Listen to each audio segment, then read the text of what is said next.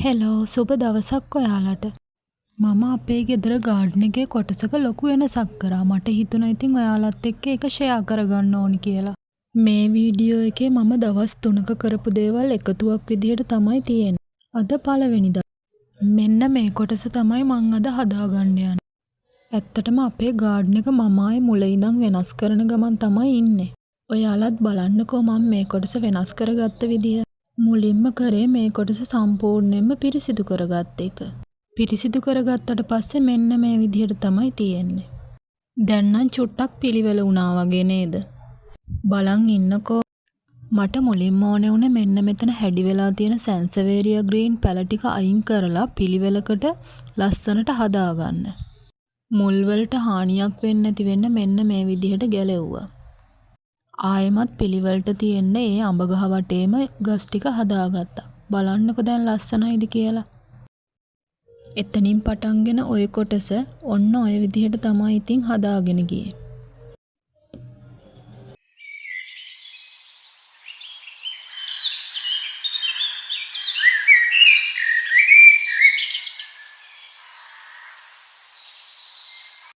පළවෙනි දවසේ ඉවර වෙද්දින් ඔන්න ඔච්චරයි ඉතින් හදාගන්න පුළුවන් උනේ. මේ වෙද්දි හොඳටම හවස් වෙලා. දෙවැනි දවසේ උදේ නැගිටලා බලනකොට හොඳටම වහිනවා. වැස්ස නිසා වැඩක් කරගන්නත් බැරි එකේ මං හිතුවේ මගේ වැඩවලට ඕනේ තව පැල කීපයක් ගිහින් අරන් එනවා කියලා. කොහොමත් එදා ටිකක් හවස් වෙනකම්ම වැස්ස නම් අඩු වුණේ නැහැ. කොහොම හරි අද හවස 2:00 වෙද්දි වගේ තමයි වැඩ පටන් ගත්තේ.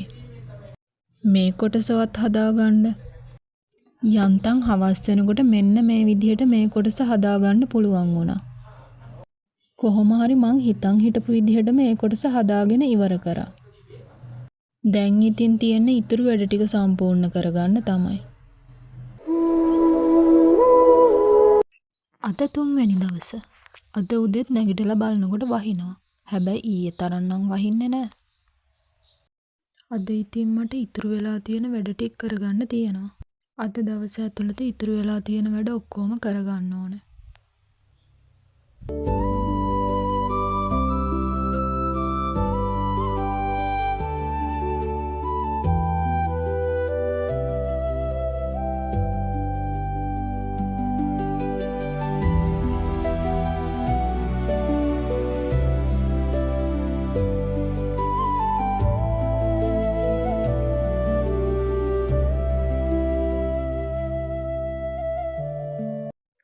තුන්වෙනි දවසේ දවල් වෙනකොට සම්පූර්ණයෙන් වැඩ ටික ඉවර කරගත්තා.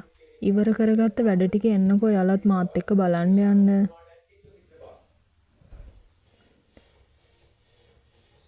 මෙන්න මේ විදිහට තමයි මම පාත්ති හදාගත්තේ.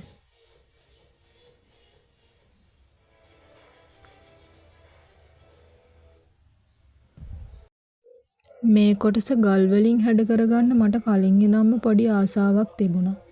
මෙන්න මේ වගේ ලස්සන කලගෙඩියකුත් හම්බුණා. ඔය විදිහට තමයි ඉතින් මම මේ කොටස සම්පූර්ණ කරගත්තේ. බලන්නකෝ ඉතින් ලස්සනයිද කියලා ඔයාලත්.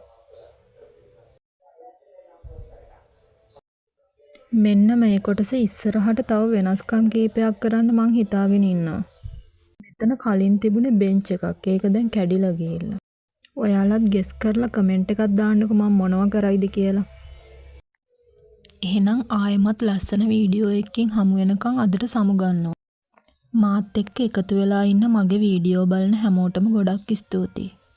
මගේ channel එක subscribe කරලා නැත්නම් ඔයාලත් අනිවාර්යෙන් subscribe කරන්න.